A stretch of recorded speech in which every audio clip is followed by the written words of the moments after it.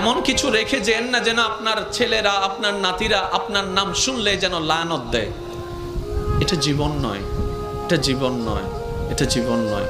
এমন একটা জীবন বানান যেন আপনার মৃত্যুর সংবাদটা শুধু আপনার পরিবারের মুখে চোখের মধ্যে মলিনতা আর অশ্রু আনবে না, শুধু আপনার আশেপাশে পরিচিতরা পর্যন্ত বলবে, আহ আফসোস, আজকে একজন নেককার বান্দাকে হারিয়ে ফেলেছি, আজকে একজন মায়ার মানুষকে হারিয়ে ফেলেছি, আজকে একটা মমতার মানুষকে হারিয়ে ফেলেছি।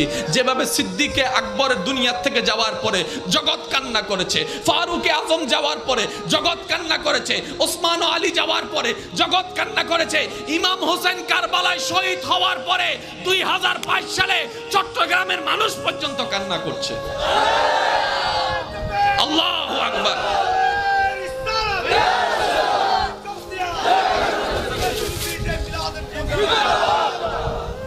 কে দিছে?